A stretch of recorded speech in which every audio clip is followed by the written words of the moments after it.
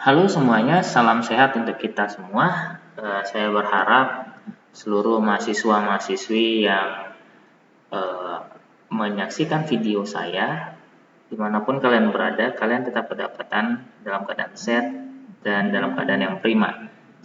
Berikut ini kita akan membahas mengenai materi bimbingan dan konseling dengan judul karakteristik dan permasalahan siswa sekolah dasar. Pada sesi 7 ini kita akan membahas apa saja permasalahan, concernnya adalah apa saja permasalahan yang terjadi pada siswa sekolah dasar. Langsung saja kita masuk ke pembahasannya.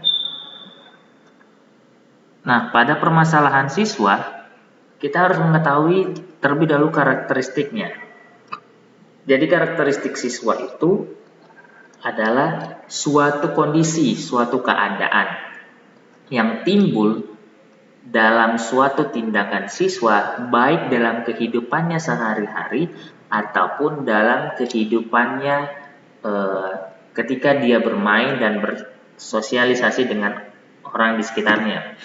Nah, berikut ada periode perkembangan anak jika kita lihat dari segi umurnya.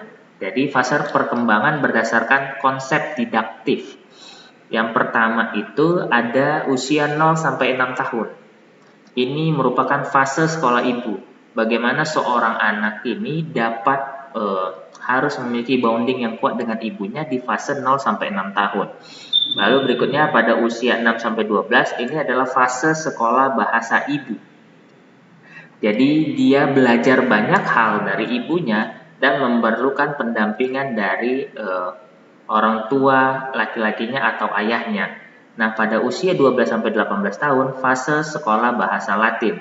Artinya dia memulai suatu kegiatan, suatu tindakan dengan memahami bahasa-bahasa baru yang belum pernah dia dengar sebelumnya.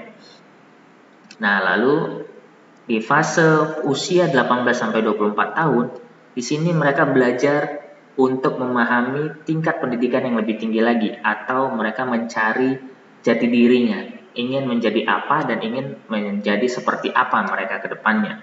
Berikutnya berdasarkan ciri-ciri psikologis. Yang pertama itu ada fase awal, umur 0 sampai 3 tahun atau yang kita sebut dengan batita, bayi 3 tahun. Berikutnya fase keserasian sekolah, umur 3 sampai 13 tahun. Nah, pada umur 3 sampai 13 tahun ini, mulai dari usia 3 tahun ini, anak sudah bisa masuk ke tahapan yang namanya menempuh pendidikan di sekolah non-formal. Contohnya, bisa di taman bermain, bisa di komunitas-komunitas lain yang melibatkan anak-anak seusia mereka di umur 3 tahun. Hingga saatnya nanti di umur 13 tahun mereka menginjakkan kaki di sekolah menengah pertama atau SMP. Berikutnya, seorang anak akan dikatakan matang ketika dia masuk ke usia 13 sampai 21 tahun. Artinya di sini terjadi proses yang namanya akil balik. Jadi secara psikologis dia sudah mengalami yang namanya ada mimpi basah, ada menstruasi dan seterusnya. Jadi di fase ini anak mulai mengalami ciri-ciri psikologis seperti itu. Nah, berikutnya karakteristik siswa SD. Kita mulai dari yang paling bawah diagramnya, piramidanya. Usia 6 tahun berkoordinasi antara mata dengan tangan. Jadi di usia 6 tahun mereka mulai mencoba belajar untuk menstabilkan, menyeimbangkan antara gerak tangan dengan gerak mata. Lalu di usia 7 tahun, tangan mereka semakin kuat, lalu pandangan mereka semakin fokus, maka mereka akan lebih menyukai menggunakan pensil daripada krayon. Seperti itu. Jadi mereka akan hobi untuk menulis, untuk menggambar, untuk mencoret-coret, dan seterusnya. Nah, lalu berikutnya usia 8 sampai 10 tahun, ini adalah koordinasi antara motorik halus. Jadi motorik halusnya berkembang. Pergerakan-pergerakan ototnya yang semakin berkembang, dia semakin aktif, dia semakin lincah. Nah, ini harus didukung dengan kegiatan-kegiatan yang mampu memfasilitasi siswa untuk mengasah motorik halusnya. Lalu di usia 10 sampai 12 tahun, ini adalah keterampilan. mereka akan mencoba untuk memanipulasi atau mungkin meniru atau mungkin mencontoh apa yang telah orang lain buat. Nah, berikutnya ada karakteristik siswa SD. Yang pertama, mereka mulai berpikir maju, pemikirannya mulai berkembang. Dari yang awalnya berpikir hanya untuk bermain, mereka akan berpikir berkembang, akan membuat sesuatu hal yang baru, ingin menjadi apa, seperti itu. Lalu berikutnya, anak harus siap, tidak boleh dipaksakan menuju tahap perkembangan berikutnya. Nah, jadi anak ini harus siap untuk mereka dapat memasuki tahapan-tahapan berikutnya pada perkembangan psikologisnya. Nah, jadi anak juga harus belajar dari pengalaman langsung, bukan dari kata orang, bukan dari cerita orang, bukan dari buku, tapi mereka harus berpraktek langsung, mereka harus terjun langsung untuk mencoba sesuatu yang baru. Ingat, anak SD itu merupakan anak yang unik di usianya, di mana mereka mulai menunjukkan egonya, lalu mereka mulai bisa untuk dari sifat ego, mereka mulai berempati kepada orang lain, lalu mereka mulai menggunakan bahasa-bahasa yang mudah dimengerti oleh orang lain. Jadi itulah keunikan dari anak-anak SD. Nah, ini juga tingkat emosi siswa SD yang sering kita temui. Ada marah, rewel, takut berlebihan, cemburu, ingin tahu, iri hati, gembira, sedih, dan kasih sayang. Jadi keseluruhan yang ada pada slide ini itu merupakan emosi yang lazim kita temui di usia anak sekolah dasar. Nah, berdasarkan perkembangan sosialnya, karakteristik anak-anak SD ini, mereka cenderung lebih menerima mengenai sesuatu yang baru yang mereka dapatkan dari lingkungan sosial mereka. Makanya saya mengatakan, ketika kita menjadi seorang guru, awasilah anak-anak kita jangan sampai pengaruh-pengaruh dari lingkungan mereka itu yang tidak baik itu menjadi sesuatu yang bertumbuh dan dapat menghasilkan sesuatu yang tidak baik di dalam diri mereka. Nah, lalu dari perkembangan sosial mereka akan cepat tersinggung. Nah, ketika mereka memasuki fase-fase atau tahapan-tahapan perkembangan, mereka akan mudah tersinggung seiring berjalannya waktu. Nah, namun di balik ketersinggungan itu mereka akan memiliki sikap yang sportif dan tanggung jawab. Mereka akan mulai bertumbuh sikap tanggung jawabnya, dan mereka tidak akan untuk mendiskreditkan seseorang. Mereka cenderung untuk memberikan penilaian ketika berada di lingkungan sekolah ataupun di keluarganya. Jadi dia akan menilai, oh ibu seharusnya seperti ini, pak guru harusnya seperti ini, ayah ibu harusnya seperti ini.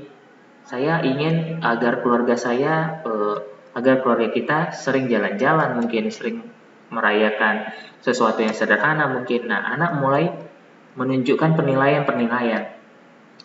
Nah, berikutnya mereka mudah dipengaruhi.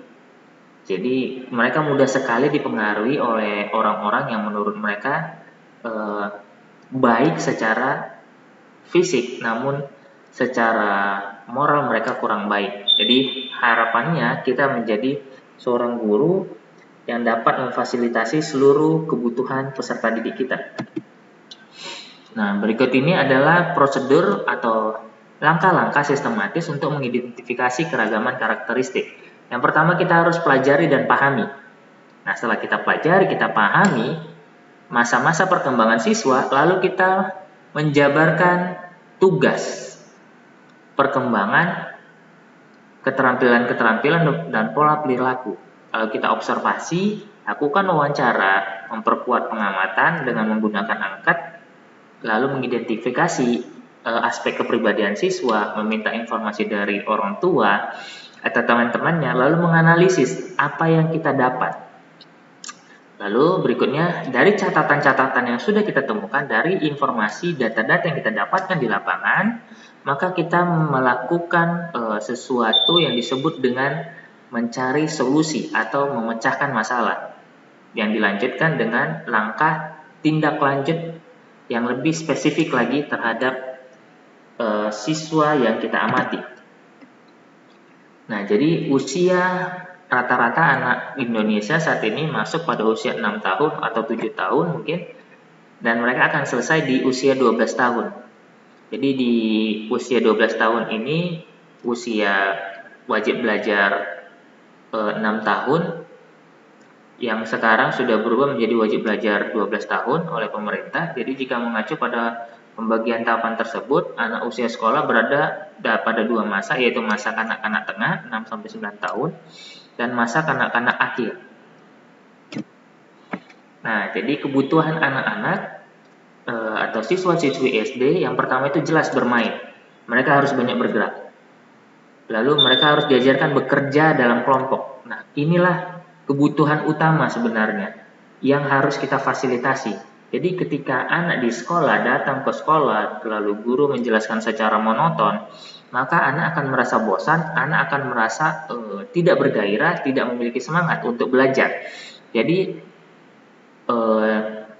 terjadikanlah pembelajaran yang menarik, pembelajaran yang memacu adrenalin mereka, memacu keingintahuan mereka, dan memacu pergerakan mereka, serta mereka dapat bekerja sama di dalam kelompok.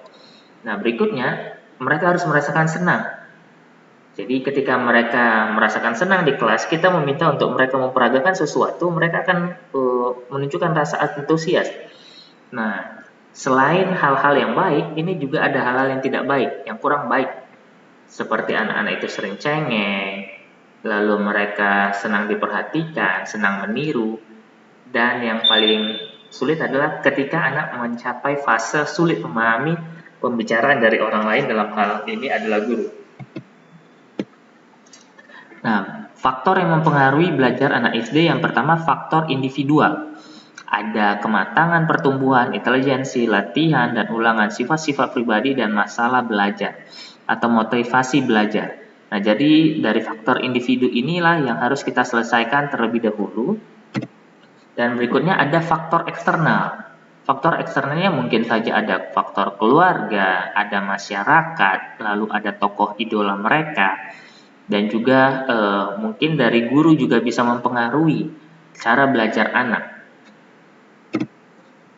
Nah, contoh masalah yang akan kalian hadapi di sekolah yaitu hiperaktif, sulit berkonsentrasi, pemurung atau penyendiri, dan masalah bicara. Jadi masalah yang akan kalian hadapi nantinya di sekolah bukan hanya mengenai prestasi belajar rendah dan seterusnya, tapi anak aktif, anak sulit berkonsentrasi, masalah bicara, dan juga anak yang cenderung menarik diri dari lingkungan. Ini merupakan masalah-masalah yang akan kalian temukan.